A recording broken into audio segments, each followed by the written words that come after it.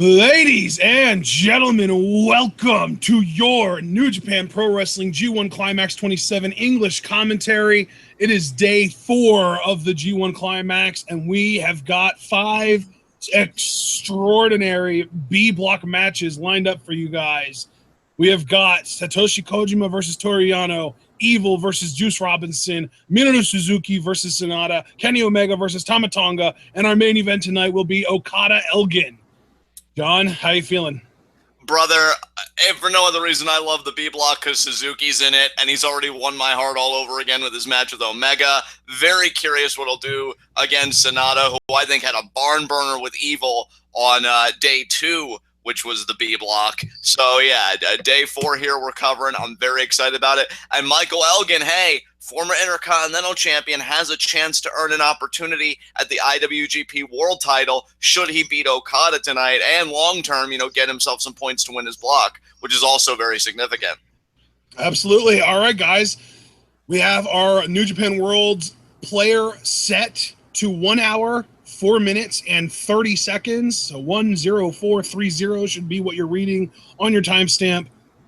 And we're going to kind of go over this not one more time. We're going to do this for every episode here. We are going to do a 3, 2, 1 countdown, and then I'm going to say go, and you want to hit your play button on go. So that's going to kind of be how we handle this, how we sync up so that everyone is able to actually be kind of lined up with us time-wise. I kind of have the master playlist or whatever over here, so anytime John gets out of sync with me, he's going to need to either catch up or pause play. If I fall behind him, because my player doesn't skip at all and his might. So we're gonna do this right now. We've got our player set to 10430, 1 hour, 4 minutes, 30 seconds. 3, 2, 1, go! And Kojima is getting ready to take it to Yano, and there's the bell. And Yano, we've already said this so many times, Yano typically has very short matches. Oh, squirting water at Kojima. Immediately the water on Kojima. And I love it, man. I love that Toru Yano plays these mind games. Duck spine. Oh. And only a 2 count there. Kojima kicked out. Oh, you're going for the backslide. Going for the backslide. You got this, Yano, too. 1, 2. Kick out there by Kojima. I think you're like just a second ahead of me there, but Toru Yano there creating distance. Toru Yano now going to pace around the ring. Like I said in the intro, brother, if I'm ahead of you, you've got to catch up to me. All right, well, I think it's just by a split second, so shouldn't be too bad. Oh, just a shot there by Kojima. Nicely done there. Kojima just beating the hell out of Yano on the outside now. Kojima, you can tell Kojima is sick and tired of dealing with Yano's shit. He's been dealing with Yano's shit for over a decade at this point. He's just sick and tired of it. I mean, I really can't say that I blame him, all things considered, but, that's where we're at. Oh, and now he's got Yano's water bottle.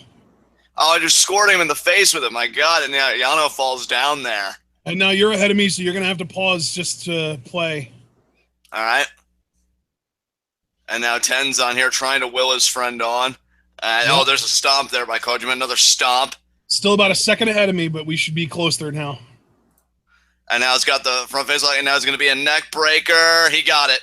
Yep, and you're still ahead of me. Jesus. And now Kojima, that intense look on his face. Like you said, he's just sick of Yano's crap. There's another stomp there to Toru Yano. Another stomp there. Still a smidge ahead of me, brother. Sorry, dude. Another chop. And kick right to the chest. And that was going to be an Irish whip off the ropes. Yano hangs on. Yano hangs on. Seems like he's going to bait Kojima. Oh, and now he does the over. Oh. And now, man, I'll tell you, Toru Yano. Oh, but a kick right to the gut. I was going to say, those mind games kind of warming their way in there for Kojima. Hey, you're not supposed to attack Yano when he's in his break. You know what? I'm proud of Kojima. Hey, you said it. He's sick of his shit. And when you're sick of somebody's shit, you don't have to tolerate any of it anymore. You're like, this is G1. I'm taking this very seriously. And, Toru Yano, I will say, though, he is a master of the head games, great psychologist in there. Off the ropes goes Kojima, got caught, inverted atomic drop by Toru Yano. Yeah, you think, yep. Now picking him up by the hair there. Throws him out of the ring. Out of the ring, and he's going out there with him. Kick to the gut. Irish whip right into the guardrail, the back. Yep. Kojima's back right into that guardrail. And when we know so many people go, oh, wait, undoing the turnbuckle. Here we go, baby. Here we go. And right to the back, in the back of the head goes the turnbuckle pad to Kojima. God damn. I know you were getting really frustrated earlier, but I think you're just a tiny bit still ahead of me, my friend. That's fine. I know Kojima there eating stairs. I hope I didn't pause too long, but anymore like, there we go. Toriano rolls in. Ref now I think we're good. Now I think we're good. Okay, good. Then I paused at the perfect length. And now Kojima getting up here. He's coming back. He's on his way back to the ring. Oh, he collapses, though. And that's he was trying to be on his way back to the ring, certainly. I mean, partner, we've talked about, Kojima's conditioning. And I know we didn't get to really do our proper intro because the whole syncing up thing where, I kind of field questions to you who you think's got the advantage. But we've talked about Kojima's resiliency in the past and how the conditioning could always be an issue. And even against a guy like Toriano, who could have you running around in circles, it's just got to be very frustrating. And now Toriano, Irish over to the exposed corner. Oh, yeah. And can you imagine, partner? I mean, has your back ever made severe contact with metal like that? Because I have to imagine that's excruciating. Not that I can think of, no. And now Toriano here is going to be a hip toss. Nice hip toss there. And now 2. Kick out there by Kojima. Kojima staying Interesting that Yano is trying to win legit now. Well, I mean, he's already kind of broken out his tricks. So we just got a $2 super chat from Javaris Carter. He said, "Rip Daryl."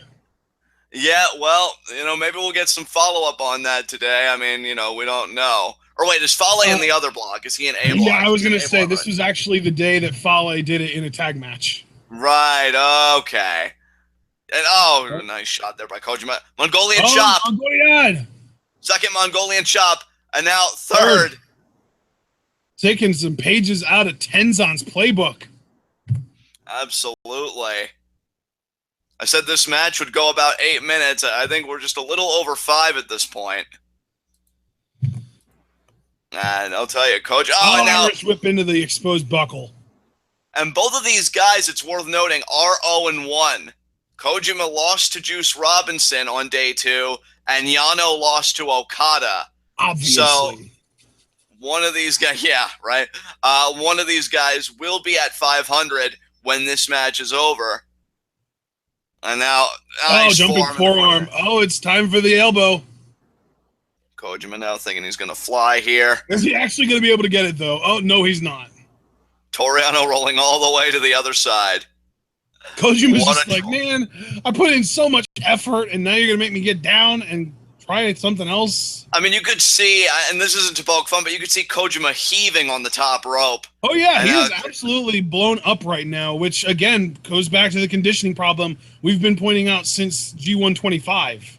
And now inverted atomic drop there by Kojima. Kojima's still going. Kick to the gut. DDT.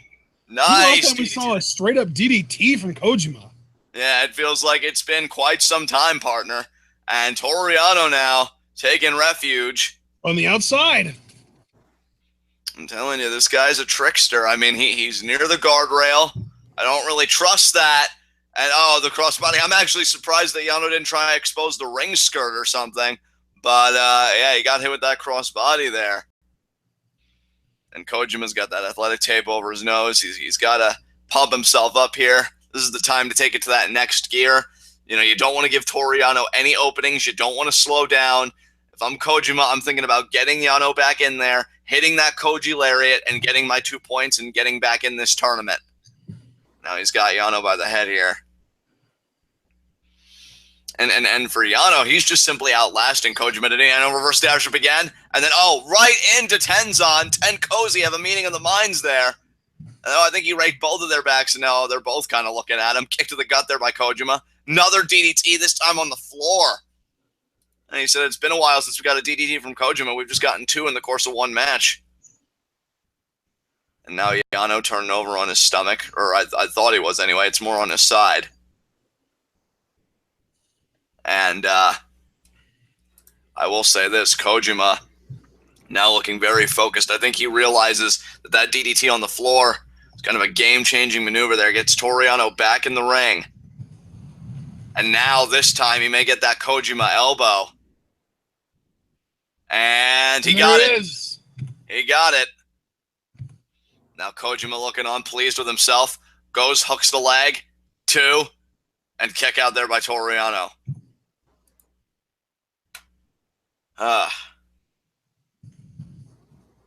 And now Kojima grabs Yano by the hair. Forearm.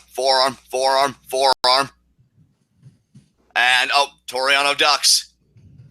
Got Kojima by the hair. Kick to the gut. Koji cutter. And now if Kojima could follow this up with a Koji lariat, Yano got rocked with that Koji cutter, pulling himself up with the ropes here. Koji might have this, man. If he hits one more of these. Hair Yano with the hair drag down, though. See, I don't even know. If I was Kojima, I don't even know if I would have bothered trying to picking Yano up. I would have been thinking about that Koji lariat. Duck! Oh, he didn't duck. What are you doing, Yano? I feel like you've regressed. Well, I guess somewhat of a Koji lariat. He didn't take the elbow pad off, and now he does. And now this could be it here. No, I don't think he's going to hit it. He didn't. Oh, God. Yano pulling the ref into this. Low blow. The low blow. There's the low blow. Sends him into another low blow. That's going to be it. 1, 2, 3. He got him. Yes. Yano with the victory. Yano's 1-1, baby. Absolutely. Let me tabulate these results because now Toru Yano is at 500, 1 win and 1 loss, and Kojima is now at 0-2. That is not good, Kojima. Whew, Kojima is starting out about how I expected him to, having taken the last G1 off and being in such, let's just say, below standard conditioning for the previous one. Absolutely. And yeah, I mean, for Toru Yano, this is a great win for him. Gets him back in the running because, I mean, we got plenty of people in the A block sitting at 1-1. So Toru Yano's in good company on the whole. And now in the B block, it's not bad. It's not bad. It's a ways to go, but he's getting there. We got a $2 super chat from Javaris Carter. Classic Yano special for the win. And yeah, absolutely. Absolutely. This is typical Toru Yano for sure. But it got the W, so you can't complain about that. And partner, what match do we have next here? Well, up next, we've got Evil representing Los Ingobernables de Japón versus Juice Robinson. I guess representing Taguchi, Japan.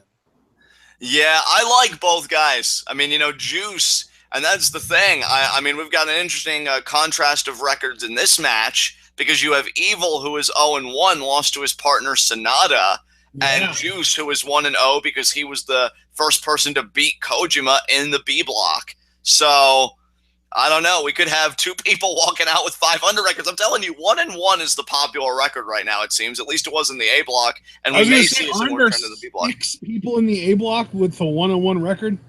I can tell you that right now, actually. At least I would like to. Yeah, Tanahashi at 1-1 because he lost to ZSJ and Fale. You've got Makabe, he's 0-2. You've got Ishii, he's at 1-1 because he beat Makabe and Goto. You have Goto, who's 2-0. You have Yoshihashi at 1-1 because he beat Nagata, but he lost to Naito. Fale is at 1-1. Nagata is at 0-2.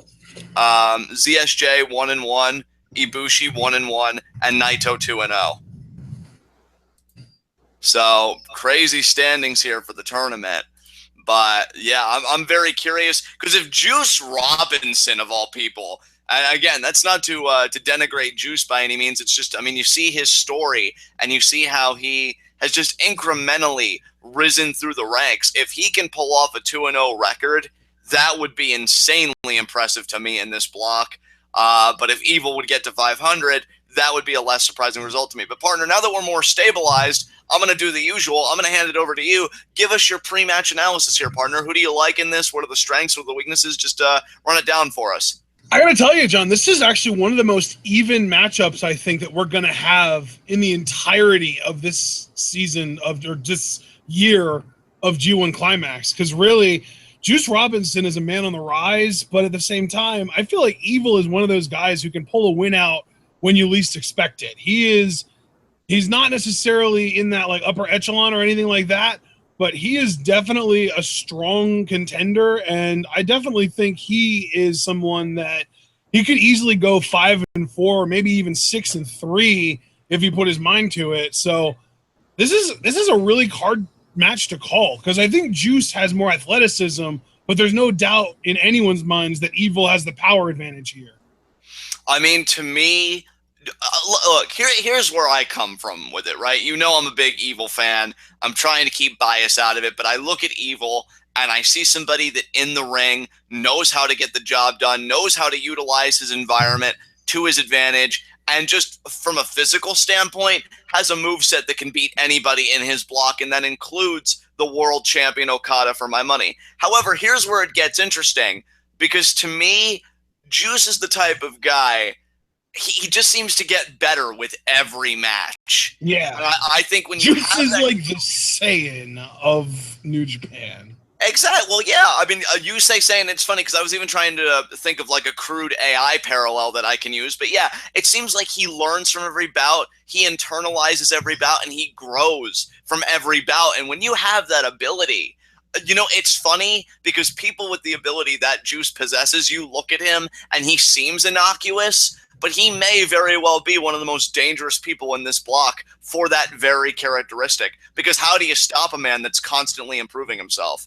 I mean, that's a terrifying thought, and that's why, again, I am excited when we get to the date on these shows where Juice meets Okada, because for those thinking, Juice can't beat Okada, you'd be surprised. You'd really be surprised what you'll see in a G1, and I'm not writing Juice off in any of his matches, including this one. So Evil better be vigilant, because Juice sure as hell is.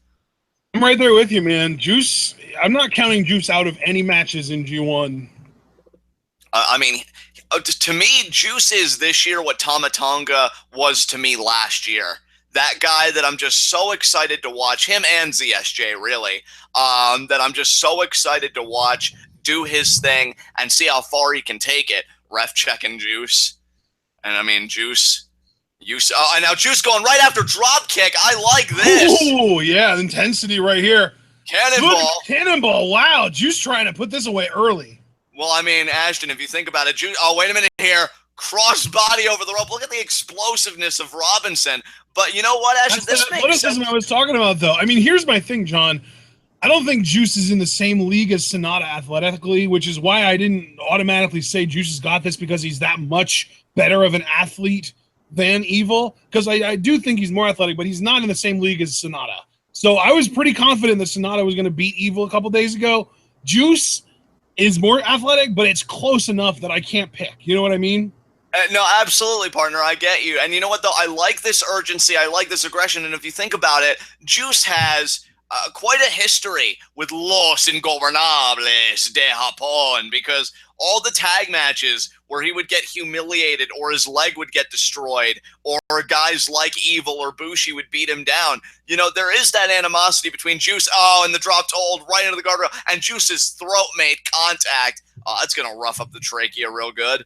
But yeah, I mean, Juice has a storied history in my mind. Hell, even faced Naito for the Intercontinental title when Naito was the champion, took Naito to the limit for my money. And now, what a right there by, oh my God, Evil just sending Juice over the guardrail into the chairs. And now Evil collecting himself. So yeah, he was feeling it, man, but he has an advantage now. He's in the ring. He hasn't taken the most recent offense, so he has turned the tide of this match to a degree, but man, Juice is hurting for sure. Absolutely. I mean, I'm looking at Juice right now, and I'm looking at a guy that's trying to get his bearings together, that's going to try and get back in this match. He exploded to start this match, and I thought that was great. I mean, again, I do think you should have that sense of urgency. You should be thinking, as we've said repeatedly and will continue to say, this tournament is a marathon, not a sprint. As you see, Juice in there just got over the guardrail, trying to get back in. We know Tanahashi won by countout on day 3, you know, in his block. I mean, it's not unprecedented already in this tournament to do that. And now look at that. Evil taking Juice's hair and just bringing him down to his knees. Oh, man, this is going to be a curb stomp with the hair. And it is. Oh, Kinda my is, God. yeah. Good call. Yeah, but hey, man, Evil, now that he's turned the tide, he is taking full advantage of it. But I did want to address, while you were talking there, I've noticed, remember when I think it was Goto, I think, that Juice's first big championship match was against. And remember how when he had that match, I kept on saying, oh, he needs to start throwing bombs early and often because that's the only way he's going to have a shot to win this. But it seems like he's kind of adapted that style since he's lost to Goto and Naito. Absolutely, and it's already paid dividends because he is 1-0. Evil's 0-1, and yes, we do live in a universe, folks, where Evil has to play catch up to Juice Robinson, and that's why I think Evil's going to be bringing all the aggression he has, and then right back into that rear chin lock, perfectly applied by Evil. You could see the knee buried in the back, the hands clenched around the chin, the torque applied perfectly, and Evil is just in control. And you see Juice trying to fight a way out of this. And Juice, oh, wait. See if he can get back to vertical here. Body shot. Body shot. Body shot. Oh, but the eye rake. The eye rake from Evil. This man truly is the physical embodiment of his own name. Absolutely. And then hard Irish whip into the corner. But Juice got the boot up. The Juice may be starting to come loose. And missed the crescent kick. He missed it. Evil off the ropes here. Juice There's the crescent kick. Nice. And, Juice, formerly CJ Parker when he was in America, in NXT, and he made great friends there. I know Seth Rollins seems to be a very close friend to Juice Robinson. You got to wonder if he's watching G1 Climax, if he's keeping up with Juice's progress, has to be so proud of the work that he's done, hoping that he can go 2-0 here. There's a snap jab. There's a chop. John, I really do. I'm glad you brought that up because I feel like Juice Robinson is sort of a really good example of why guys that go to New Japan from WWE don't necessarily have to continue working that shitty WWE style in order to kind of get over in New Japan. Absolutely. Oh. DDT? Oh, wow. That was like a fallout DDT. I don't even know what you call that. Absolutely. It was like a forward face buster to me. And now, what a senton by Juice. He literally put his back into that off the jump. That was a deep cover, but Evil still kicks out. I'll tell you, Juice's ability can never be just under-articulated to me. It can never be undersold, if you will, because I'll tell you, he's just incredible in there. And now I guess what I was trying to say earlier is that Juice Robinson is kind of the anti-Cody. Yeah, there you go. And now... Crossbody? Crossbody. No! Crotched. Evil just went right off the ropes, forcing Juice Robinson to lose his balance and fall down on the turnbuckle. And now Juice is actually kind of falling his way back into the ring, onto the apron there. Evil might be able to take advantage of this situation. Absolutely.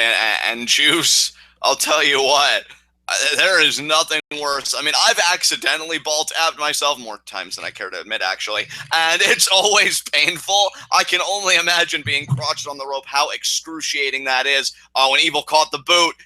No! Oh, but the uppercut. Oh, and then the lariat, There's the lariat. Evil powering through it. Front face lock. Could it be a fisherman? No, Juice has a counter. Wrist lock. And eat defeat by Juice. Now Juice, he's pumping up here off the ropes, but Evil follows through with a forearm. Oh, but now Juice back elbow. Oh, Juice pumping that arm up. Firing up, baby. The Juice wants to go 2-0. Evil duck though. He goes for the lariat but misses. Oh, Evil follows through. Goes after Juice. What a spine buster. Man, Juice and Evil are going at it hard right now. Evil aspiring for 1-1. Juice looking to get a 2-0 record. And now Juice, I thought he was going to go for the cover. I don't know, Juice. What are you thinking about here? Is he thinking head? No, he's motioning for the head. I think he's thinking headbutt. Maybe a tribute to Honma. Were they close? I mean, that's really interesting that Juice would think a headbutt, and he did pat the head just like Honma. And then, that's a Honma headbutt. I'll be a son of a bitch. 2, and Evil kicked out. Oh my God, the Kokeshi headbutt by Juice. You know what? That's classy as hell by Juice to think of his colleague like that, to think of his coworker Honma. And I'm guessing they did have a friendship, which I was blissfully unaware of. So, and now You see Makabe there on commentary. He's probably noting the same thing. Juice now again back to the front face lock. Could be thinking suplex. I mean, who would have thought, partner, that we'd see a Kokeshi from Juice Robinson? Nobody. And now, knee though by Evil. From Evil. Oh, Fisherman suplex into the turnbuckle. And I think it adds that extra oomph when you do it in the turnbuckle because, like you said, compared to American rings, doesn't seem to be as much protection in New Japan. So I think you're getting a lot more force there in that corner, a lot more of an explosion if you're Evil, which definitely makes you happy because that's only going to weaken Juice Robinson more in the long run. He may not even know where he's at. This is absolutely nuts. Both men are down, though. The referee is counting. I think he's up to 3 now. 4. 5, I think he just said. Yep. 6.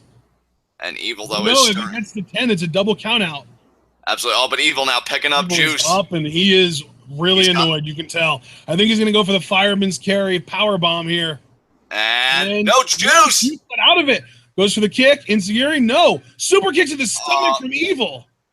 Oh, God, that'll cause indigestion real quick. And now Evil. Sweet appendix music. Yeah, there you go. Off the ropes, but Juice. Oh, what a lariat from Juice. He's taking a little bit from all the old-timers. We've already seen the Kokeshi headbutt that he got from Honma. Now he's pulling out the desperation lariat from Yoshihashi. Hey, he tagged with those guys many a time. And now Juice. And now what's he going for? Powerbomb. And Juice. Lay down powerbomb. Wow. That stacks him up. 2. Oh, the Evil kicked out. That was close, though. I don't know if anyone does that. That might be a Juice original right there. But do you see Juice like burying his face? That's something he can't do. To me, you can't get in your own head this late in the game. You got to keep going. Juice still has the kill switch. Granted, Evil still has the STO, and Juice is thinking about the kill switch. He just motioned for it.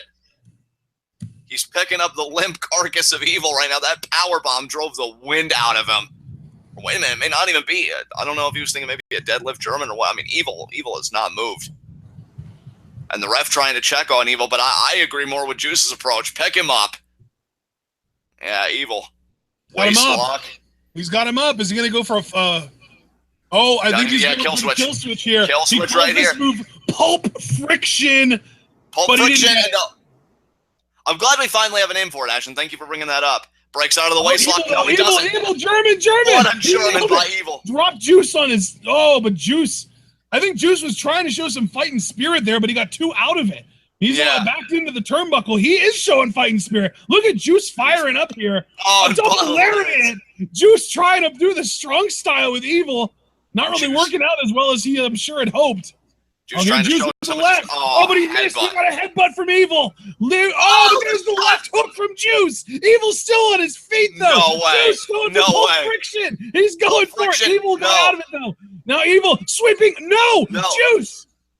No my God. Pulp Friction. Pulp Friction again. Third time. He's going to get it this time. No, he's not. Evil. What is this? No, counter again. He got it. No, he didn't. Again. Oh my God. Evil. Tiger suplex. Tiger release suplex. Almost looked like a Chimeraplex too, partner. Like, God damn, that snap. Oh my God. No, I think Evil's got this. I think that Chimeraplex, I think that completely changed the complexion of this bout. Juice is done. Right here. Larry. Oh my God. That might be it. Cover him, Evil. 1, 2. No, Juice is still in it. Juice has been trying to go for Pulp Evil's calling for the end. He wants the sweeping STO. That's going to do it there. I don't think Juice has another counter in him. That was a great effort, Juice. Great effort. By the way, guys, we know what the name of the sweeping STO is, but we don't want to say Evil using Evil because it's too redundant. And 1-1. That's 2 more 1-1 records coming out of this thing. Again, 1-1 is the fashionable record right now in G1. Damn. That was a really solid match between those guys. I knew they were really evenly matched, but I didn't realize how evenly matched they were. Wow. Yeah. And I'm telling you, that was great. That was a great outing. Juice wanted Pulp Friction, couldn't connect. Evil getting the sweeping STO. And now let me tabulate these results. Hey, you know what, though, partner? Again, Juice gets better with every match. He has nothing to be ashamed of with this loss. It's not like he's 0-2. He's still 1-1, which, again, unless you're an Okada, which we'll see if he can go 2-0 today, which wouldn't surprise me. You know, I mean, we'll just have to wait and see. And, yeah, Okada and Omega, we'll see if either of them can get 2-0 records. And SANADA, for the record, he may still be able to get a 2-0 record as well. But, yeah, Juice and Evil at 1-1 now. So let me tabulate this stuff. So that was an L for Robinson. Man, what did you think of that match, partner? That was some good shit. I mean, I already said that was a really, really solid match, and that they were really evenly matched. So what do we got next? What's upcoming here? The match, John. Oh, SANADA versus Suzuki? Yes. Yes. Yes. Oh, I am so excited for this shit. I hope Suzuki wins and he gets a 1-1 record, which would also bring SANADA to a 1-1 record again. But if SANADA could go 2-0, man, he'd really be a standout in Los Ingobernables, man, along with his front runner Naito. Not as a stud, though. I wouldn't be surprised if he pulled it off. Certainly not. Certainly not. Oh, man, there's the graphic. And I'm just checking in on chat here, seeing as how we've got entrances, and Cliff noted that the third match on every show seems to be the killer.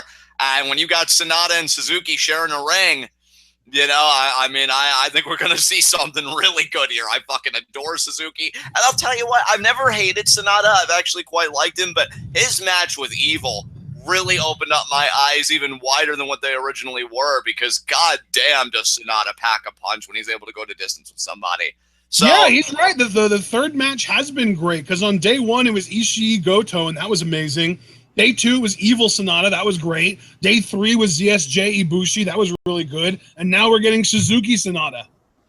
And partner, you know what I'm going to ask you. So give us your personal tale of the tape. Who are you favoring? This is a really hard match for me to pick, because really, like, if anyone in New Japan can lay the claim that they are more athletic than Okada, specifically talking about heavyweights here, not looking at juniors, it's SANADA. He's the only guy, I think, in the heavyweight division that can lay any realistic claim to being more athletic than Okada.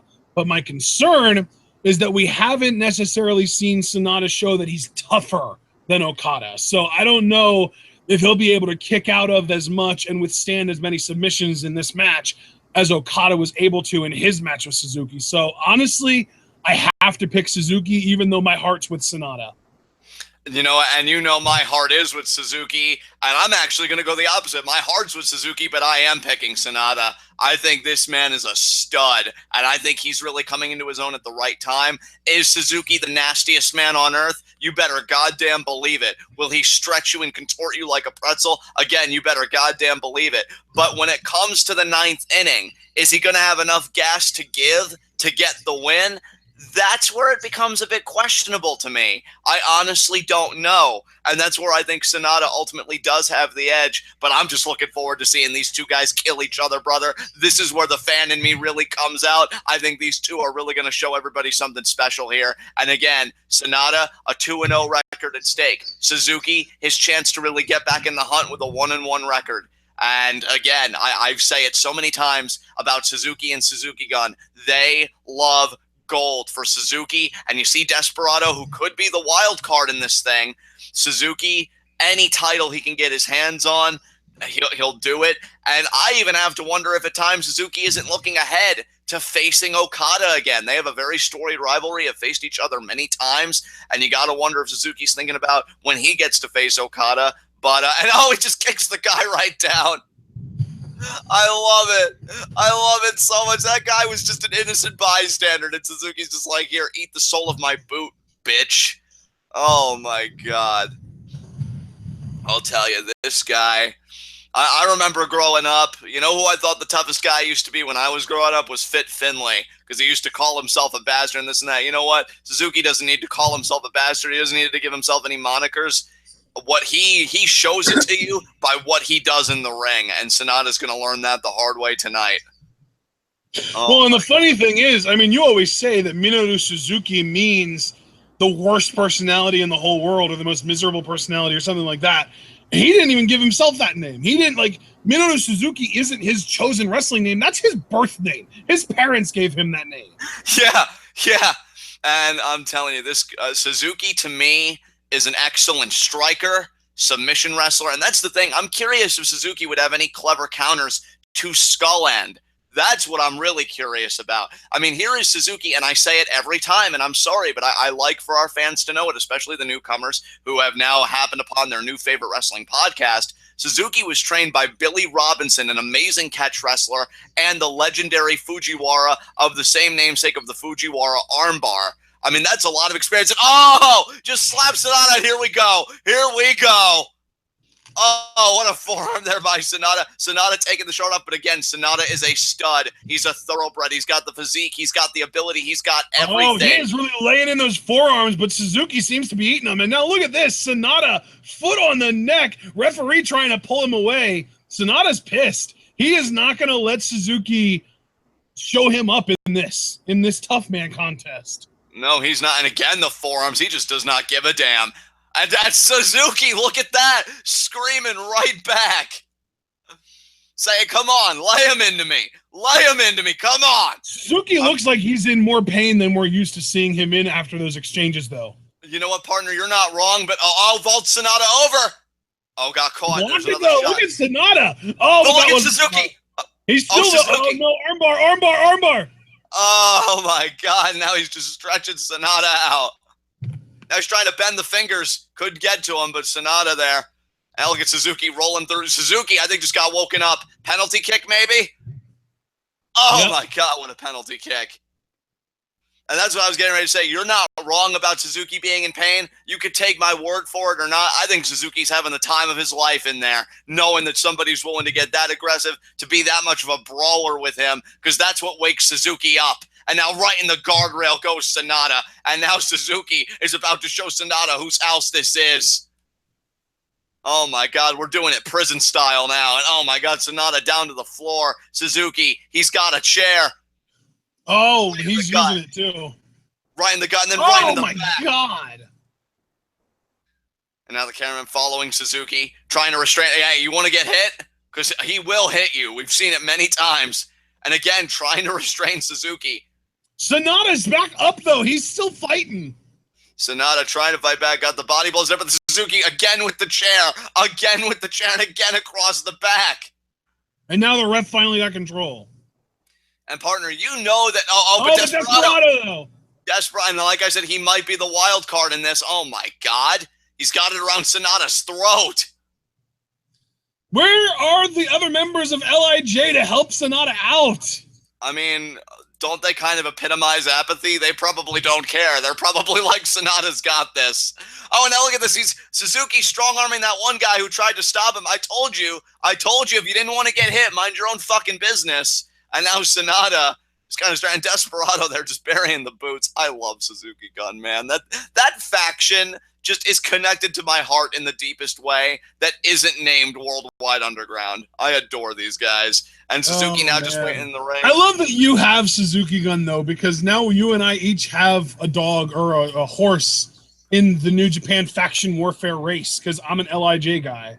And I love that, dude. I love that when it comes to Naito matches, you just let your flag fly, and that's what I'm doing with Suzuki, even though logically I am thinking Sanada. I love seeing Suzuki beat the piss out of people and humbling them, and look at that smile on his face. Guy's 48 years old, couldn't give one iota of a fuck about these young guns. And now Suzuki picking up Sanada by the hair, and now off the ropes. What a boot to the face! Now he's going to pick him up. Oh, what is Suzuki thinking here? Because he's in control right now, and he's tying him up. He's getting him up in those ropes. What is he doing? I don't know. He's got the leg in there. What are you thinking, Suzuki? Let me into your process. Oh, he was just dumping him. He was just dumping him to the outside again. And he has just been very aggressive, and now again into the corner. It's Suzuki. I don't know what we're expecting. I mean, exactly. Like, get out of the way, Sanada. Get out of the way, Sanada. You're gonna get destroyed if you don't get out of the way. Oh, is Suzuki going to be thinking a boot here over the guardrail, or? Yeah, definitely. I mean, oh my God! Look at that! Look at that face! That face! It's just so miserable. And now, oh, what a slap!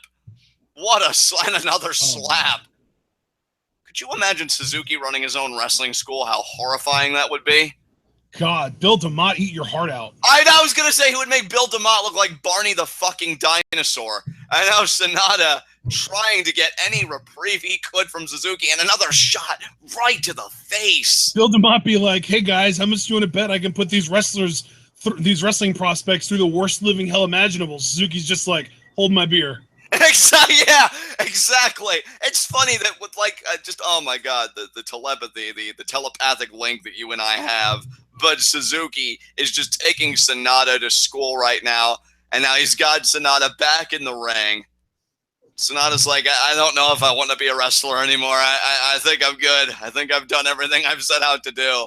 I think SANADA's been through a lot worse than in this mild beating from Suzuki that he's taking right now. It'll only get worse, my man. Now look at him, just, oh my God, the boot to the face. Yeah, the boots to the face have actually inspired SANADA to come back with offense. These overhead chops, and then Suzuki return fires with a forearm, and it takes SANADA down to his hands and knees. Yeah, it's like those overhand chops. Suzuki's facial expressions are god tier. And now Suzuki, I think he was amused by that display from SANADA.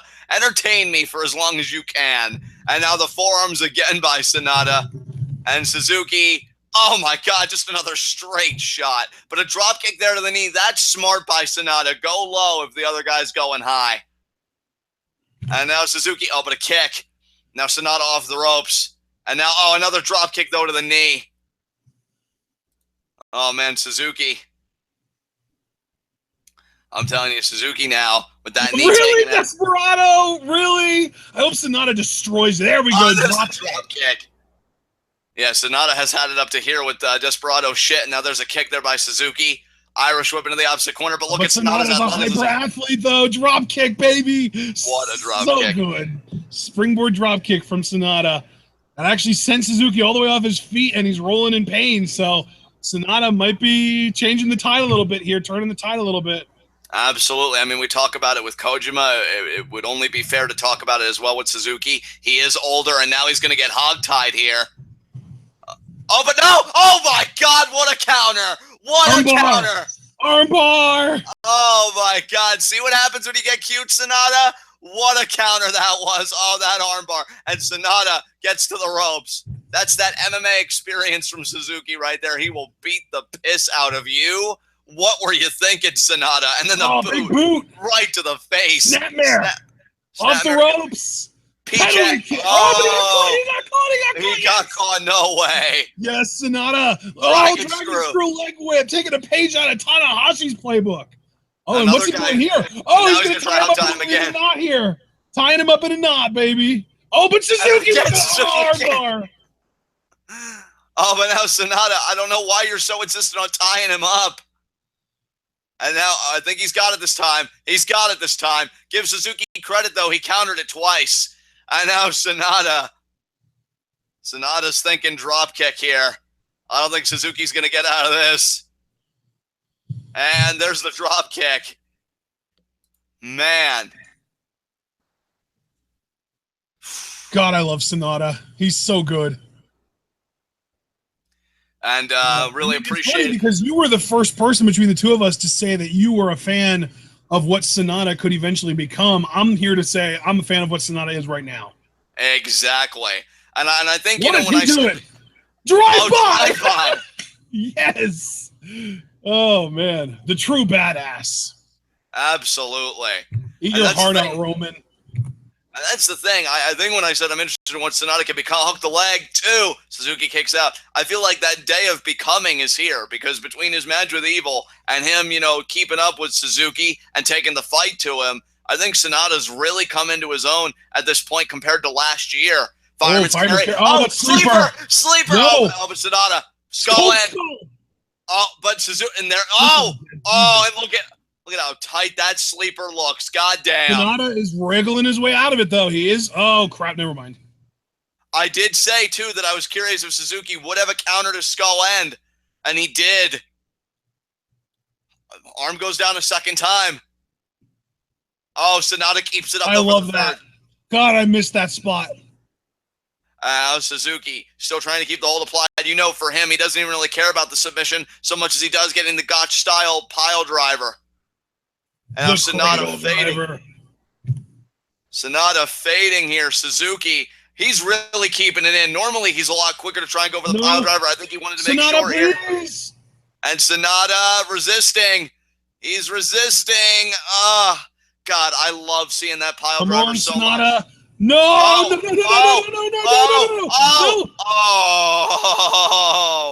Yes! Oh, but Suzuki, back dropped. And now SANADA, what does he have left? Off the ropes here. Suzuki follows through. Rolls around. Sleeper again. Doesn't have it all the way, though. Backdrop driver. Credit to SANADA for fighting out of it there. Man, Suzuki is relentless when it comes to those sleepers, but now SANADA, fireman's carry again. TKO. Beautiful TKO. And Suzuki kicks out. SANADA, though, knows what he has to do. He has to get Skull End, and I wonder how many counters Suzuki has left. And now SANADA picking up Suzuki here. Back to Skull End. But, Suzuki rolls out. God. Suzuki rolls out, and then back to the sleeper. No fucking way. I thought he was going to go for an ankle lock or some shit. Back to the sleeper he goes. Oh, no. You're not getting it this time, Suzuki. Skull End. Oh, he's got a grapevine. No, he doesn't. But Suzuki rolled through. Oh, my God. No. He got it. He got it. No fucking way. Yes. Told you. Yes. I told you he was winning it. I didn't want him to, but I knew he was going to. Wow, Suzuki back in the hunt. And I got to be honest. Just isn't on the Okada level yet to be able to beat Suzuki like that. Oh my God, that's amazing. That back and forth sequence at the end, I fucking adore you, Suzuki. I adore you so much. Oh my God. Look at that smile. Oh my God. Oh man, SANADA, it sucks to be you. And just kicks him right. Oh my God. Please let Suzuki do a Be a Star advert. That would be the funniest fucking shit to me. Oh my God. I'm gonna tabulate these results with a smile on my face. And hey, nothing against SANADA. I am just a much bigger Suzuki fan. That was a fun match, though. That whole sequence, Skull End to sleeper to Skull End to sleeper. God damn. That's right, Desperado. Hold up that Suzuki gun flag. This is our turf now. LIJ ain't shit. Yes. I hope ZSJ can follow suit in his block and get another win there. That was absolutely beautiful by Suzuki. Oh, my God.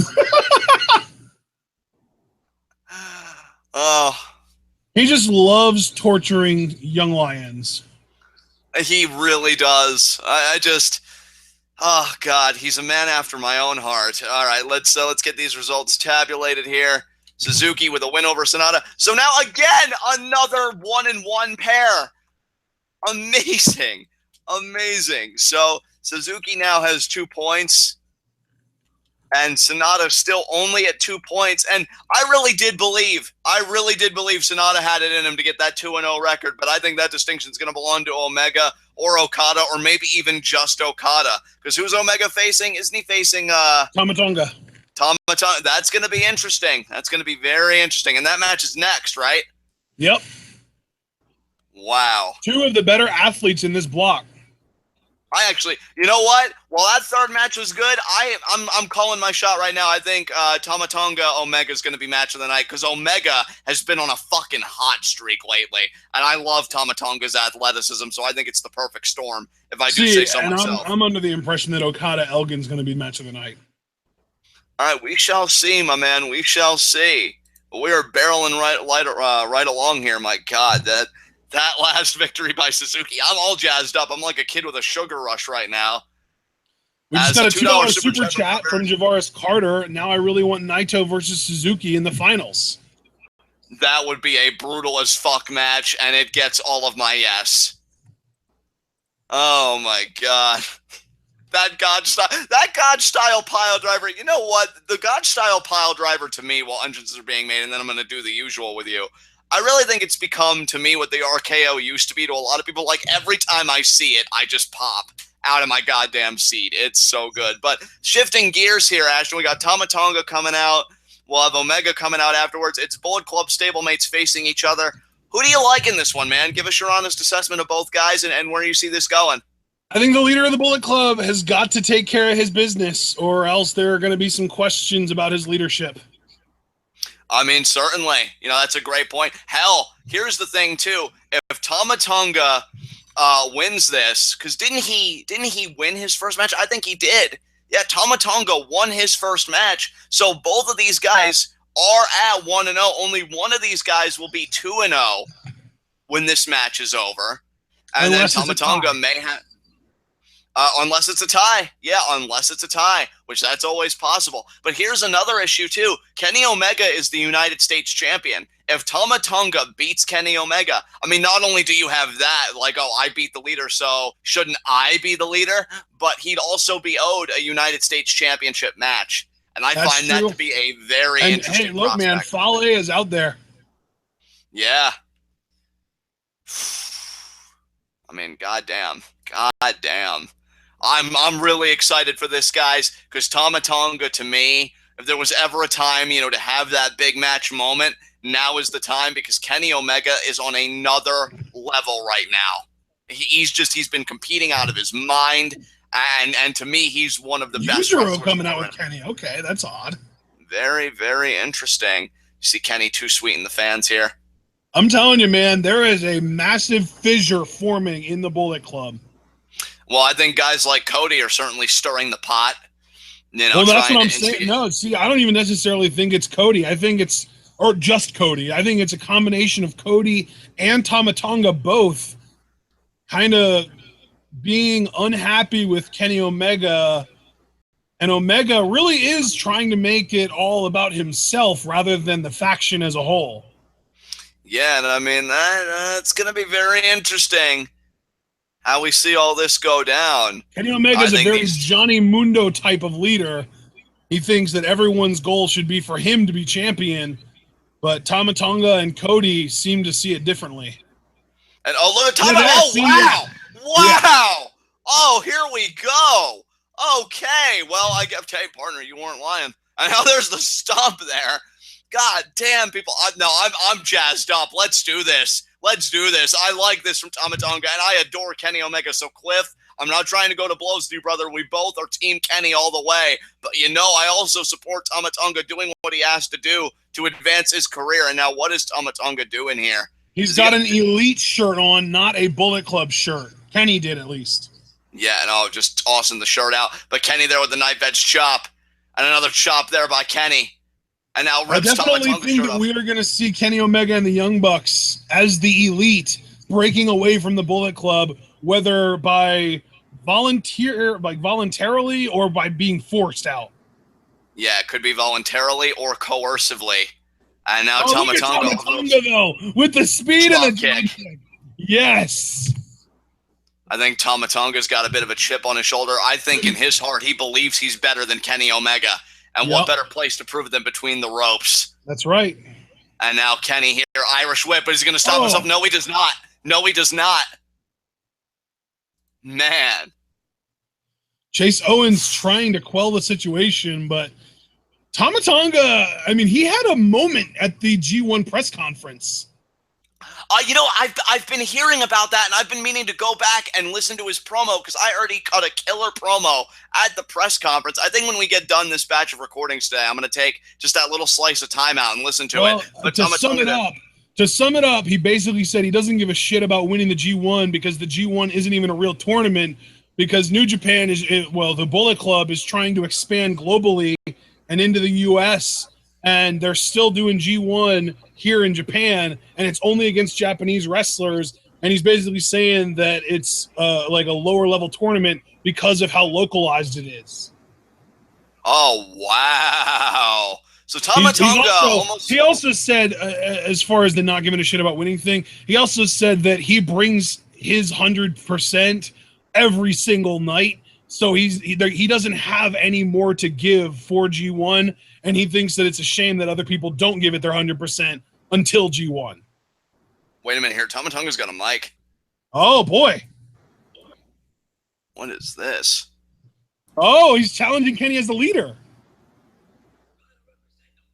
He said you got to represent the Bullet Club. Wow. Who the fuck is the elite, he says?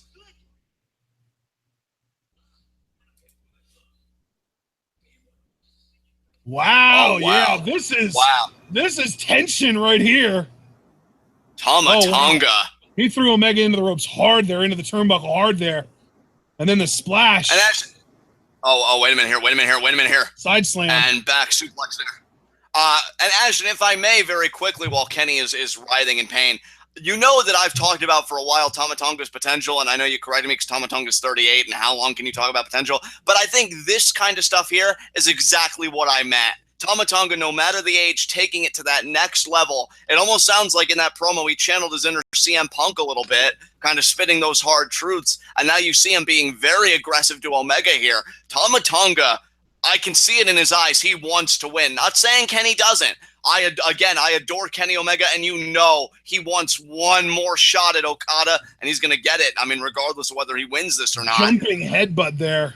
Nice headbutt there by Tama Tonga. But I think Tama Tonga, he is so hungry to beat Kenny Omega. Kenny better be wary, because, I mean, even as brilliant as Kenny is, that might not be enough to a man that just may feel like he can't be beat on this night.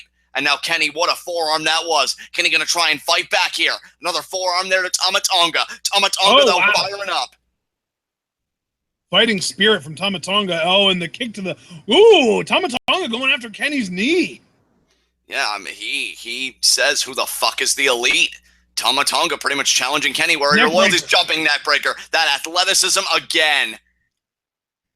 And Tama Tonga, how long has this been simmering? How long has this been stewing? I mean, again, you said both Cody and Tama Tonga. And Tama Tonga's been a member of Bullet Club for a long, long time. Like, he has seniority, right? And you figure with him stewing like this, man, that says so much. And Kenny's probably wondering what the hell is going on. I mean, these guys, I thought they were family. I mean, to be fair, Tama Tonga has been around for a really long time, and definitely since before Kenny, but he seems to be on the Cody side, and Cody is literally the newest member of the Bullet Club. Yeah, and there you see Tama Tonga with that leg DDT there, right down to the canvas. Kenny favoring it there. And Kenny just, I mean, you can see the pain on his face. I mean, Kenny has had a history competing in high-profile New Japan matches. Tonga's really going after that knee. He might want to just ruin Kenny's G1 entirely here. And hell, we've talked about that, and thank you for bringing that up, because hey, it's not like Kenny, as soon as this match is over, he's going to be able to prop back up and be like, hey, guys, I'm all right. Like, this is going to follow him. Oh, when he moves out of the way there, this is going to follow him for the rest of his tournament experience. Kenny needs to put this match away soon. What a lariat there by Omega. That power right there. We already saw Tama Tonga fire up a little bit. We need Kenny Omega to do the same if he wants to really take it to Tonga here. Kenny can't be speaking a different language than Tama Tonga right now. He's got to meet Tonga's anger with his own. Nice sledge there by Omega. Another Polish sledge there by Omega. Omega firing up. Discus sledge, no. One there, but Tama Tonga ducked it and then kicked Kenny in the stomach. Irish whip. Omega hangs onto the ropes. Tonga runs in. Omega beat up. Omega Kotaru Crusher. Kenny now hooks the leg. Two. Only a 2 count. Yeah. Kenny now trying to fire up here. And now I'll tell you this right now. Tama Tonga, like I said, I think he may be the hungrier of the two men on this night. Kenny's knee, he's favoring it. Tama Tonga, what a body shot. Another body shot. Tonga, attempts to whip Kenny, but Kenny fireman's carry here. Would be a steamroller. Steamroller here. No. Tonga saw it coming. He got a scout. Goes for the gun stun. Omega pushes him off here. Omega fist chop there, like a knife edge. It was almost like a back fist, but it was a chop. Oh, Tama Tonga using that speed. Hurricane Rana. Nice. Normally we see Omega use that on people, and I think he wants to use it here. Yep. Now Omega, yep, returns the favor to Tama Tonga. When was the last time you saw in a New Japan heavyweight match a trade of Hurricane Ranas like that? Yeah, absolutely. Yeah, can't remember the last time. Now, oh, you can see him. He's kind of firing up here. And now Bullet Club members are trying to keep Omega back. I don't know why. Tama Tonga's really been the aggressive one here. And now Omega, he launches over the Tope Conjuro there by Kenny Omega, taking out everybody. He got Yujiro, he got Tonga, he got Chase Owens. The only guy left standing is Fale. Yeah, god damn. But you've got to admit, most of the force there was on Tama Tonga and Chase Owens. Absolutely. And I'll tell you right now, what does Kenny Omega have left to give? And now he's gonna get Tama Tonga back in the ring here. I think these are two of the most athletic members of Bullet Club going head to head with each other, and we're seeing it right here. Kenny trying to fire up. He's going up top though. What's he gonna do up here? Drop kick maybe? Maybe a drop kick. Maybe a V trigger. No, drop kick. Nice drop kick to the back there. Hooks the leg. Two. But Tama Tonga, he is very persistent, and he really wants this match, man. He's really annoyed with the state of Kenny Omega trying to make the Bullet Club his faction rather than just a faction that he happens to be in. Could it be a gut wrench powerbomb here from Omega? He does a gorgeous one, and Tama Tonga, he got it. He got, whoa, wow, my God, the force, two. Tama Tonga kicks out, and let's remember here in the context of G1, what's at stake here is a 2-0 record for one of these men. That is a beautiful place to be this early in the tournament. And Tama Tonga is just as much in the running as Kenny is. Whoever loses goes 1-1, whoever wins goes 2-0, and Kenny's thinking V-trigger, bang, good night. And is it going to be a good night for Omega? No, spear! Spear by Tama Tonga. That was a freaking sick spear, too. Oh, my God. And Kenny immediately collapses. And look at his face, Ashton. That is a face to me of a man struggling for every breath he can get into his lungs. And now Tama Tonga has regained vertical. Advantage Tonga. You got to remember, too, Kenny Omega has made it his goal to defeat Okada, defeat Ibushi, and win the IWGP World Title at Wrestle Kingdom 12. And is it a goal he will achieve? Only time will tell. Kenny now trying to wake himself up here. Another forearm there to Tama Tonga. Kenny has been so close to that world title. Oh my God. I think like Tama Tonga's forearms are definitely hitting harder than Omega's. Omega, though, not giving up.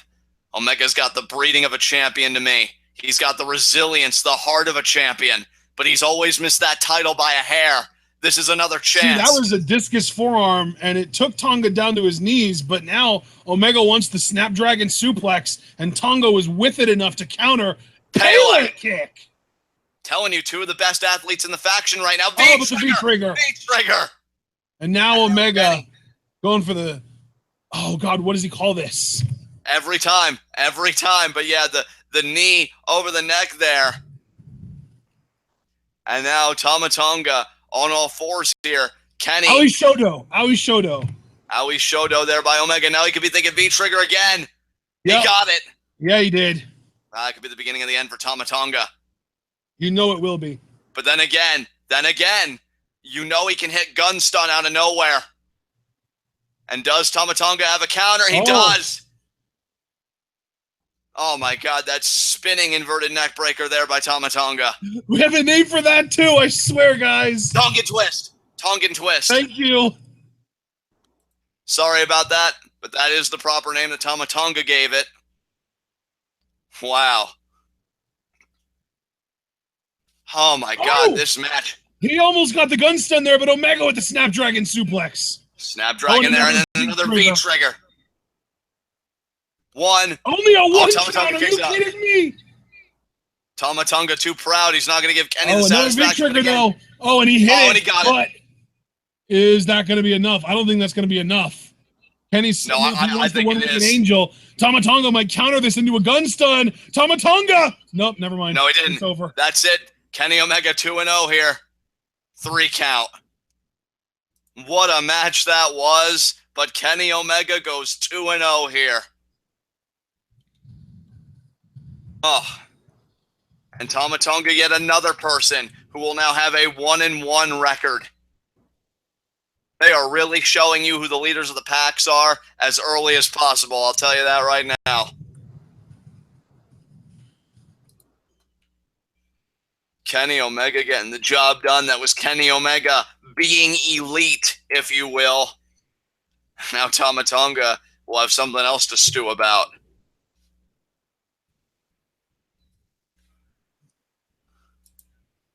Man, now Tama Tonga being checked on there. Kenny Omega kind of backing him away. What is Kenny going to do here? Is he going to help Tama Tonga up?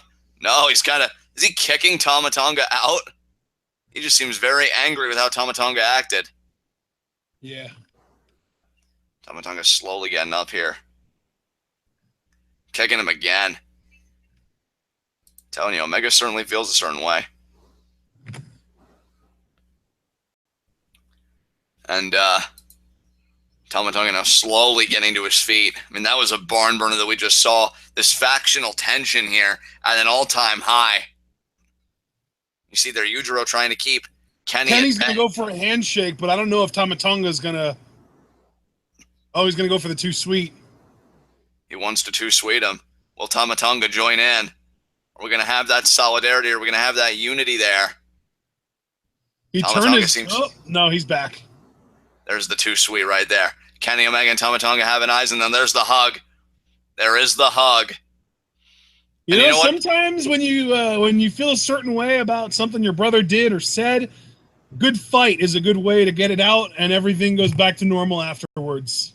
Absolutely. And Kenny Omega won the fight, which I think was so crucial for maintaining the Bullet Club hierarchy. And Kenny Omega, man, I'd say he's on top of the world, but I know only Kenny himself will feel that way once he has the IWGP Heavyweight title. But hey, being U.S. champion and a 2-0 record, that's not a bad place to be whatsoever. And if I remember correctly, John, going back to day 2, because we do have Okada versus Michael Elgin up next, didn't Okada actually beat Toru Yano via submission through the red ink? He did. Yes, he did. That's right. Now Kenny Omega heading to the back. And like you said, partner, it's time to switch gears yet again, because it is Michael Elgin, a man living a dream, being able to compete in Japan against the face of Japan, if I do say so myself, Kazuchika Okada, the IWGP Heavyweight Champion. And if Elgin could beat Okada, he'll get to live an even better dream in my mind, and that is getting a future IWGP World title match down the road. Does Big Mike have it in him? I absolutely think he does. But Okada is a man right now that I don't know if he can be beat. I mean, most recently... I was just going to say, if there's anybody in this tournament that I might pick to win every single tournament match, it is the Rainmaker Okada. Absolutely. And there you see Elgin trying to pump himself up. Elgin lost to Tama Tonga. So, I mean, you look at a man of this size and you may assume, oh, he started out 1-0, right? No, he did not. He was a victim to an avalanche gun stun. And that's how Tama Tonga beat Elgin. You know, I am starting to notice that a common link in G1 this year is it seems like athleticism trumps power. And Okada definitely has athleticism in freaking spades. So if I'm Elgin, I'm very wary of that revelation and what it could mean for my chances, specifically in the context of this match. Because Okada, he plays to win every single time. So it is everyone in New Japan, but Okada's just really good at it. Yeah, and then that's just it. Well, I mean, hey, he's got the belt, and that's what it comes down to. Everybody may play to win, but some people win more than others. And such is the story of Kazuchika Okada. And wow, he's really fired up. And yeah, Okada. He's the man. Wouldn't you be fired up if you were the man? If I knew that I had a promotion in my hands, if I knew that I was the guy that everybody looked to, if I knew I woke up and right next to me in my bed was that big gold belt right there, you're damn right I'd be fired up. So you mean I'd to be tell fu- me that if you were the world champion of a promotion, you'd sleep with the belt? Oh, absolutely. I am the markiest of marks, my friend. I'd be taking selfies with that thing all goddamn day. That is a gorgeous belt.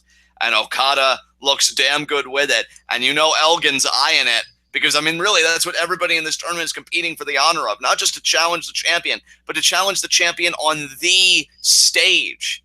Wrestle Kingdom 12, which I'm going to be honest. To me, Wrestle Kingdom, in my mind, has out-WrestleMania'd WrestleMania, because to me, Wrestle Kingdom does have that grandeur. It does have that pageantry. It does have that importance, that significance, that butterflies in your stomach kind of feeling, and everybody aspires to get there, but only two have the distinction: the champion and the G1 winner, or should I say more precisely, the briefcase holder for the title shot. Because, I mean, that's a whole other story, which we'll get into when the time comes. And there you see Okada sizing up Elgin. So I don't even really have to ask for your pre-match analysis. I think we both agree Okada's winning this one. I definitely think so. And, you know, I just wanted to touch on your WrestleMania versus Wrestle Kingdom comment. I feel like Wrestle Kingdom really is WrestleMania. It's the biggest show of the year for, like, people who are really into just playing pro wrestling as a form of entertainment. Whereas WrestleMania is more like WWE Mania, because it's everything that you love and hate about WWE turned up to 11. Exactly. And you see Elgin there. Seems to almost be awash in a kind of calm. Doesn't want to rush anything. And we see here the lockup. Elgin knows he has the power advantage. No question about that. But as you yourself just noted a few moments ago, partner, athleticism in the confines of this tournament seems to be trumping power pretty consistently. And if anybody can continue that trend, you're damn right it's the world champion. And you see Elgin there just staring down Okada. And Okada wanting that space, and Elgin saying, come on, you got the space. Let's do this. And Big Mike, you know, Elgin has been an ROH world champion. But to me, and that's not to denigrate Elgin's accomplishments, nothing really compares. Few things compare to being the IWGP heavyweight champion. The lineage of that belt, and there you see the shoulder block there by Okada. Elgin ate it. And Okada, he's going to try again here. No, forearm. And Elgin almost seemed a bit bemused. And there's a chop there right to Okada's chest. And now right into the side headlock goes Big Mike. Okada, though, shoots him off the ropes. Shoulder Nice block, though. By Elgin. Say what you will about Okada's athleticism advantage. I don't know if there's a man in New Japan stronger than Michael Elgin, and that even does include the biggest man in New Japan, Fale. Oh, no, that slipped out of the fireman's carry position. Okada went for an arm drag, and Mike just caught him. Oh, but now Elgin going to drive Elgin into the ropes. How smart is Okada, though? As soon as Elgin got him in that waist lock, Okada used the fact that Michael Elgin was slightly off balance to just drive him back into the ropes for a clean break. And you know what, partner? That's what makes Okada the champion, because I guarantee you, and this is just my estimation, if anybody else... What a forearm! What a forearm. And another forearm there. Third forearm. Off the ropes goes Okada. If there's any gaijin that can hang with the New Japan guys as far as these strike battles go, it is Michael Elgin. Snapmare counter. What a snapmare counter there by Elgin out of the Rainmaker. And a lariat over the top. Oh, is he going to do a crossbody? Are we going to get a slingshot crossbody here from Elgin? We might, or he might want to be more conservative about this. Okada's on all fours here. Oh, no, he is. He's going out the ring. I thought we were going to get a slingshot crossbody there, but we might not get the slingshot. No, okay, he's just getting down. Man, he was really thinking about it there, but Okada's taking too long to recover. He didn't want to risk it. Absolutely, and now Elgin, chop there to Okada. And Okada now going to try and catch a breath. He's got his hands on the guardrail. We know that the guardrail is just utilized by everybody seemingly. And now another forearm there. Okada leaning up against it. And what is Elgin thinking about here? And Elgin, oh, he's got the finger gun. Just pointing the finger there at Okada. Charges. Oh, gets bag dropped over the guardrail into the empty chairs. And now we know what Okada likes to do here. But you know what, though? My concern is, does Elgin have the stopping power to catch Okada?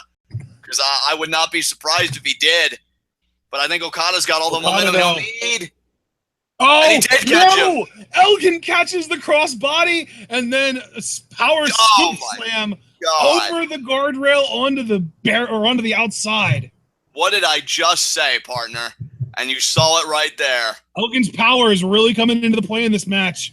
Oh, another scoop slam on the outside there. He is doing a lot of damage to Okada's lower back with these slams. Oh, and now look at this. Side slam on the apron. Absolutely. Elgin just imposing his will, and Okada kicks out. That was dangerously close for Okada. Wow, he really waited until the last possible moment to kick out of that. And you know what I notice about a lot of these powerhouses, Ashton, is you look at a rudimentary maneuver like the scoop slam, and it just goes way up when you've got a guy doing it with the force like Elgin did, especially out to the floor. And Okada's back is in a bad way right now. Back elbow there. Back elbow by the Rainmaker. Big boot. And now there's a boot. He runs out, but Elgin catches him. Another scoop slam. Wow, Elgin. And now look at the positioning, though. He's thinking about that slingshot splash. Yep. And now the new ace of New Japan in a bad way here. Elgin missed it. Elgin missed it. Now Okada off the ropes. Single leg drop kick. And it's those types of maneuvers that create openings for Okada to make an offensive happen. So we'll see how far Okada can carry this, because Elgin just opened the window a tad for the world champion Okada. But you see Okada, man, he is favoring his back. He has got to just be burning in agony here. Has got Elgin's arm. Irish whip there into the guardrail. Now it's Elgin's back being taken to task. You know what, though, John? How brilliant of a tactic is this from Okada? Okada's back is bad, but do you know what is affected even more by a bad back than athleticism? Power. Exactly.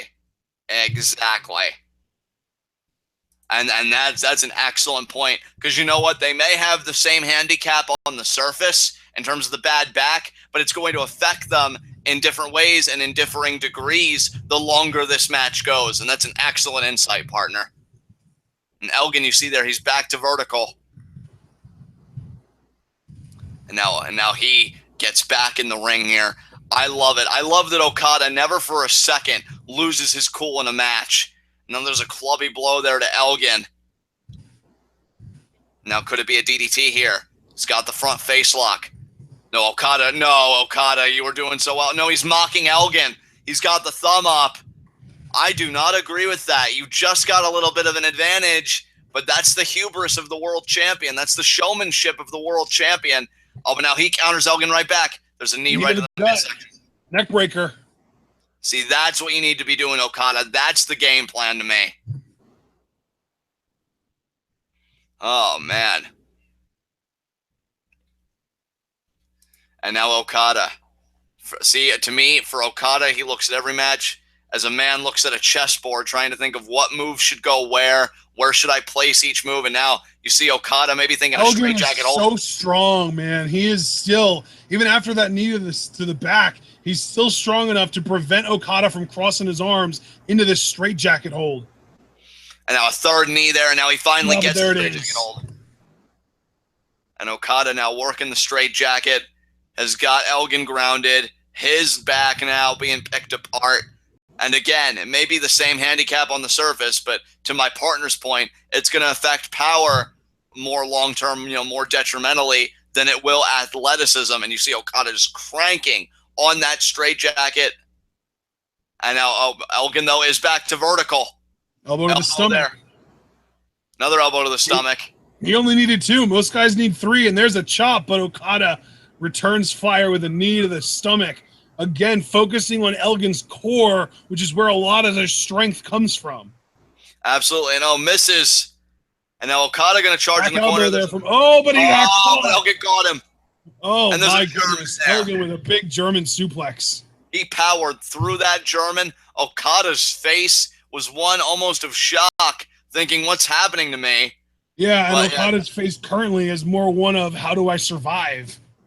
Absolutely, partner. Absolutely. Okada's thinking, and Okada still has a lot of tricks left in the bag. Make no mistake about it, folks. He is far from out of this thing. But Elgin, just that stopping power and everything else, it's going to be tough to beat. Again, Big Mike is a decorated athlete. Hell, he is a former Intercontinental Champion, lest we forget. And now Elgin.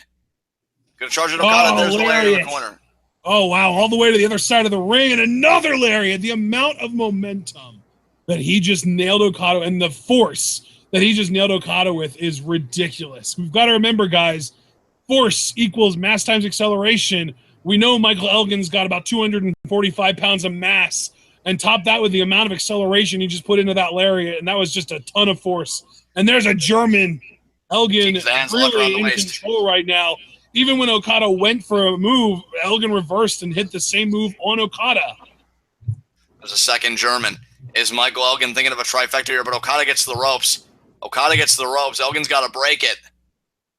He'd rather break Okada instead. Half Nelson here. Is he going to try for a full Nelson? He is. He's got it. Dragon suplex. I think Okada's going to get it. Yeah. Oh, arm capture. German. Arm capture German. There it is. Into a bridge. 2, 1, 2, and Okada kicks out. And Elgin, just that look on his face, like, what do I have to do now? Man. And I'll tell you, Elgin's been putting up one hell of a fight. And he's still got that rotating power bomb that he does. Okada, of course, still has the Rainmaker. And now Elgin going to move the elbow pad up some. I think Elgin's ready to take this to another gear, to a whole other level. This is going to be fireman's carry here. What's he thinking? No. Okada. Lots of elbows there from Okada. Elgin now with a pump kick. Okada against the ropes here. Okada staggering. Getting his boot up here. Oh no, big forearm there. Almost Superman punch-esque from Elgin. Now Okada flapjack. Doesn't he usually follow that up with the diving European, John? Usually, but I don't even know if he has the wherewithal to do it. As Elgin, you can already see kind of taking refuge in the opposite side. Oh, but Okada look at the stance he's taking. I think he's ready to explode out of the corner with the uppercut and the back elbow there. Back elbow. Is it going to be a DDT? It is. Kip up. Kip up there by Okada. This is where he does the European. Right here. He got it. And hooks the leg. Occasionally, when he doesn't go immediately for the pinfall, he will go for the elbow drop after that. That is true. That is true. In this case, though, Okada had a bit of a sense of urgency, given all the powerful offense that Elgin has incurred upon the champion here. But now, Okada measuring his man. He's thinking he'll hit Elgin with this big shot right here. What is he thinking, the neck breaker? Unless Okada... No. Elgin there with the alternating shots. And there's another clubby blow there.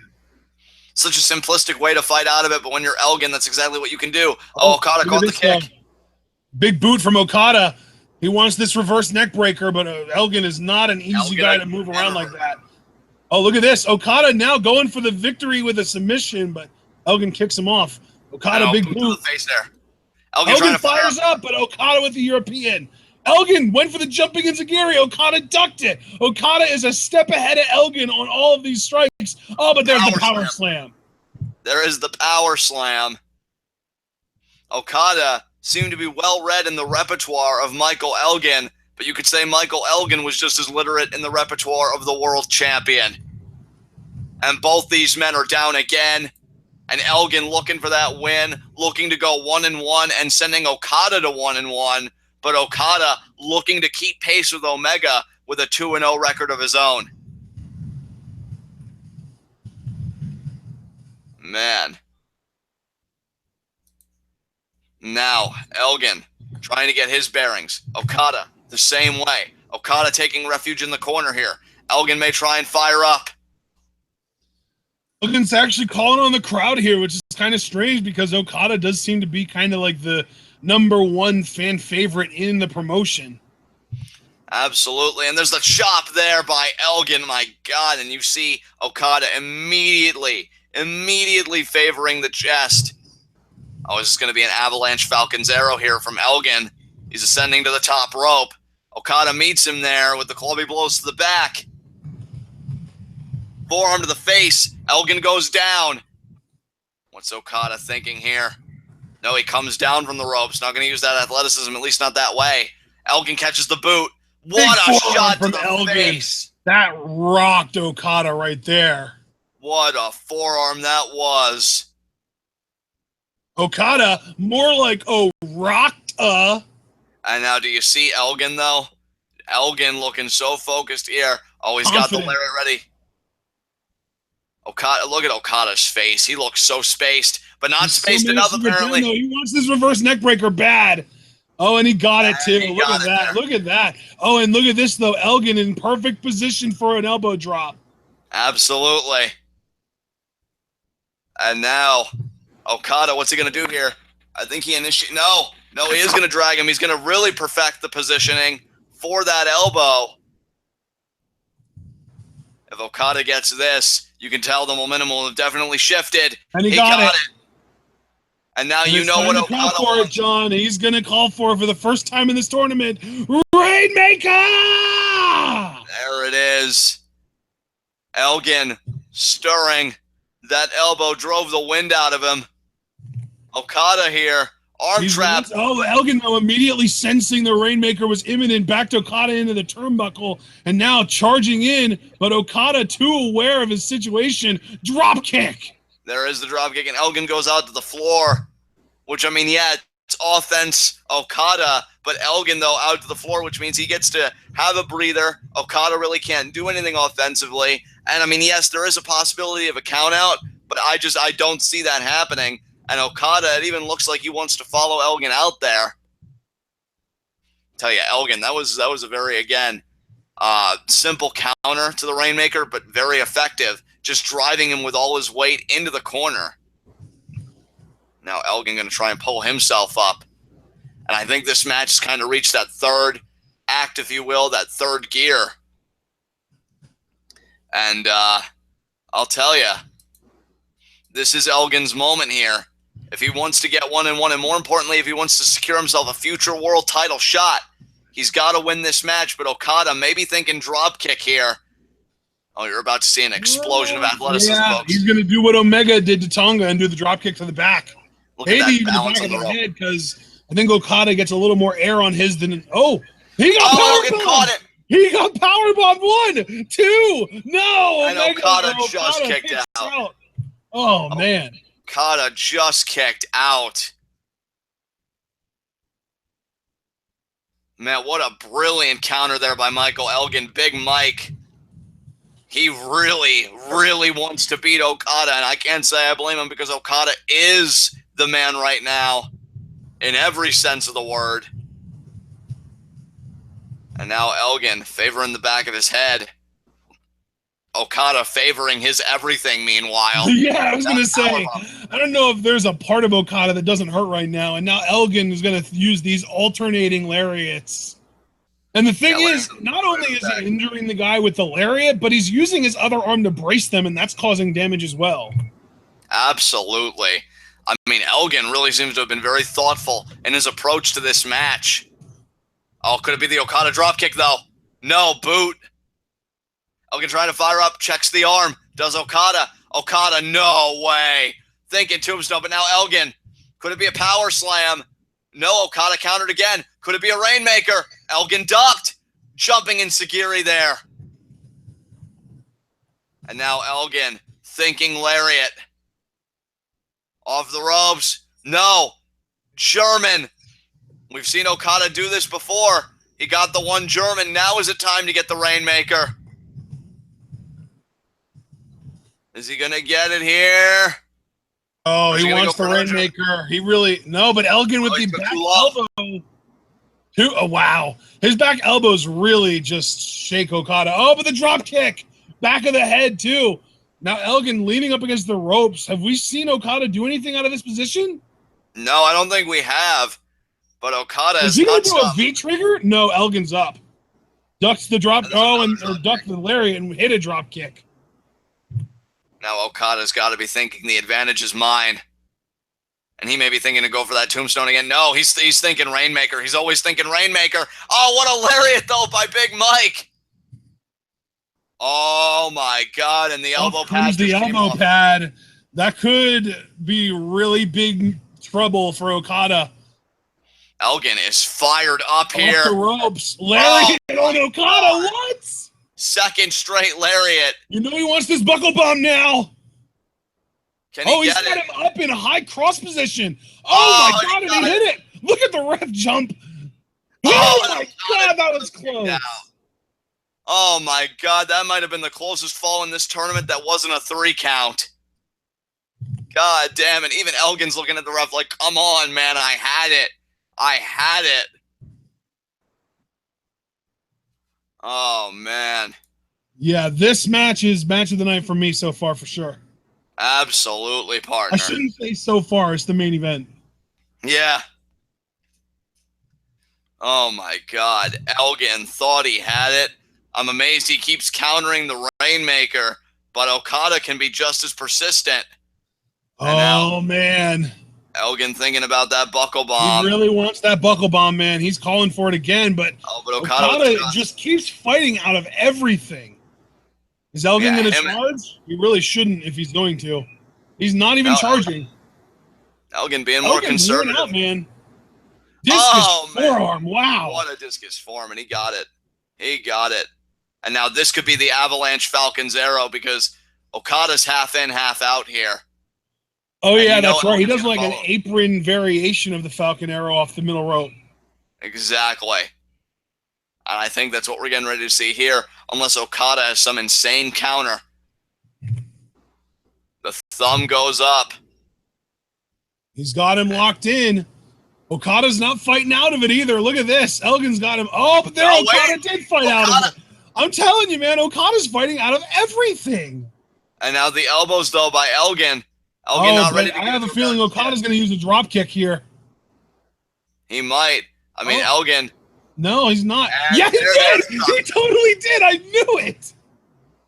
Right in the midsection, dude. He buried those feet in the abdomen of Elgin. Damn. These guys are just going counter for counter for counter. It really is whoever gets that big shot first wins. And this crowd really getting into this now. No, look at this, though. Okada and Elgin have been going at it for such a long time. I wonder if there's a chance that this is going to go to a time limit draw. I mean, that's always possible, partner. And you see Elgin Okada again. wants a tombstone here, but Elgin is resisting. Oh, and look at Elgin. Oh, but Okada. But Okada's athleticism forearm there. But Elgin right back. Elgin right back, but Okada meets Elgin with a forearm himself. Another forearm by Elgin. A forearm exchange with one guy in the ring and one guy on the apron. This is not something we see very often. Oh, that was a hard one. Elgin definitely just took the lead in that little exchange with that. And another forearm. Yeah, he's throwing bombs at this point, my friend. And another forearm. And another, wow. Okada sinks to a knee. Elgin may be thinking again. That Avalanche Falcon's arrow, the deadlift. Oh, man, he's got Okada. I don't think Okada's countering it this time. No! You gotta be kidding me. He's still fighting out of the boot to the face of Elgin. Elgin sinks like a stone. Where is Okada getting this from? And there's the Gamagiri, though, by Elgin. Counter for counter for counter for counter. Yeah, I mean, it's safe to say these guys have read each other's playbooks front to back and back to front. Exactly, partner. And then they consulted the Spark Notes just to be safe, apparently. And now Elgin. They might have even memorized each other's Spark scores. There you go. And there's a superplex for you. It's really rare that we see Elgin use a traditional superplex. One, two, and Okada kicks out. But Elgin did get the last big offensive maneuver. So we'll see if he can capitalize on this. And you can see his sense of urgency. He wants that buckle bomb. Couldn't get it last time. Got it this time. Is this going to be it? If he hits this spinning power bomb, it's over. And no. Okada, Rainmaker, no! Pop-up power bomb! Is that going to be it? 1, 2. Oh, my God. God. Again, so close. And if you're Elgin, you've got to be getting sick and tired of just coming close. Yeah.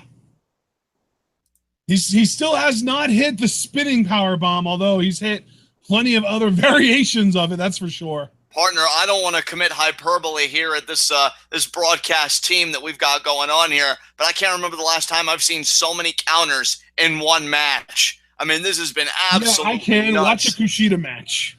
There you go. There you go. Oh, and now he's got Okada perched.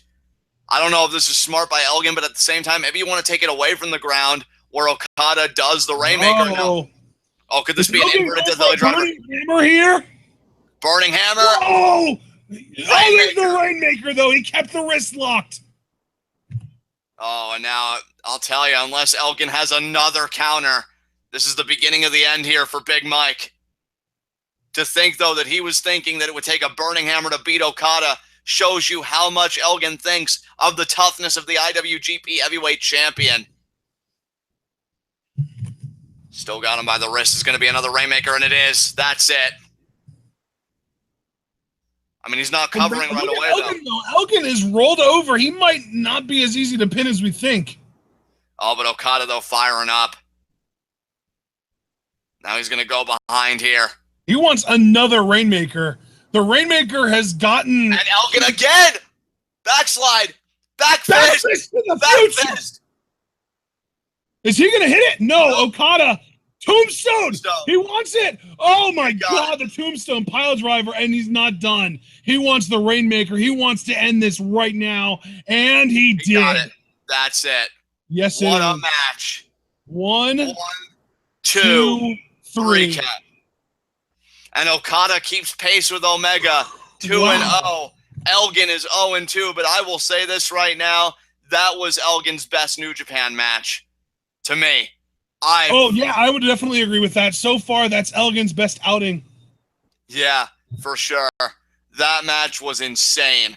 I honestly thought when he got the back fist of the future that he might pull off the upset.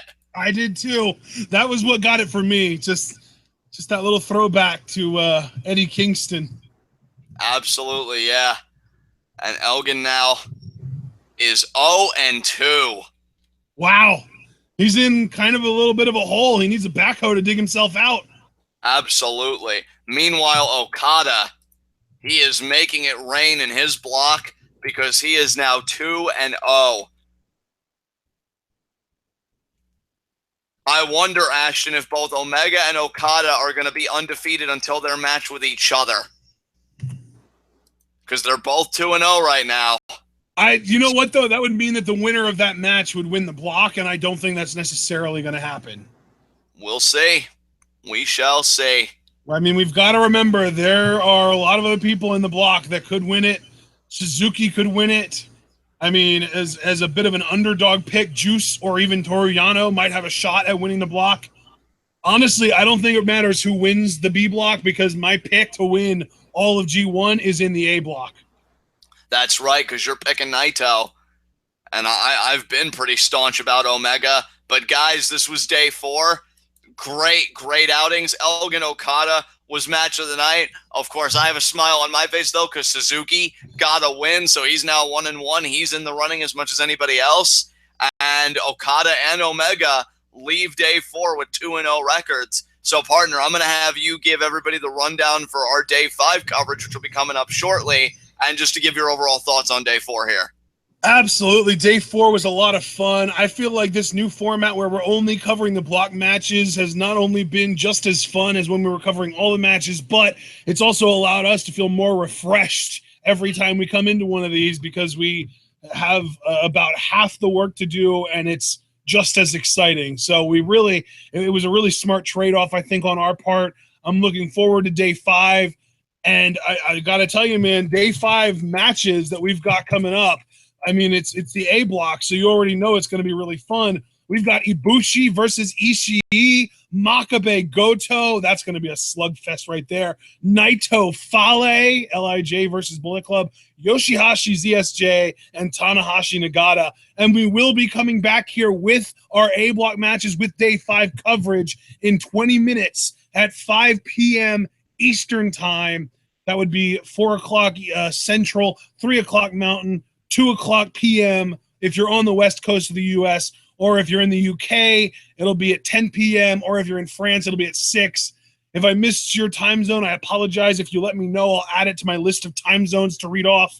But for right now, we're going to call it. Be sure to check out the description. We have the match listing for today's show in there. If you just kind of want a quick reminder as to what matches we got to see today, you can also remember to leave a like. Once this video is fully processed, you can leave a comment. If you haven't already, be sure to subscribe to the channel. And then once you do subscribe, click on the bell icon that pops up for notifications anytime we go live. Or if you don't really care about getting notified because you would rather just have a direct line to us, you can support us on Patreon. And it's only $3 a month. You get access to the official TwitWow patron Discord. You have very intimate access to John and myself, as well as everybody else who also paid the $3 a month for access to the Discord. It's a very tight-knit group. Right now, we've got, I believe, 10 people in there on top of also having John and myself in there, so 12 total. And we are just looking to grow. I know we're going to get at least one more person, if not two, for the month of August, because those are the people that have already donated at least $3 for this month in July so far, and those process on August 1st. If you are more interested in getting a physical return for your money and you still want to support TwitWow, you can buy a TwitWow or a Scum Squad t-shirt on our Teespring store. Finally, follow us both on Twitter, like the official TwitWow Facebook page, and if you're a Redditor, be sure to check out the official TwitWow subreddit, and we will be back in about 18 minutes now with G1 Climax, Day 5, English commentary, audio, covering the A-Block matches. We will see you there, hopefully, but in order for that to happen, you've got to remember to stay tuned.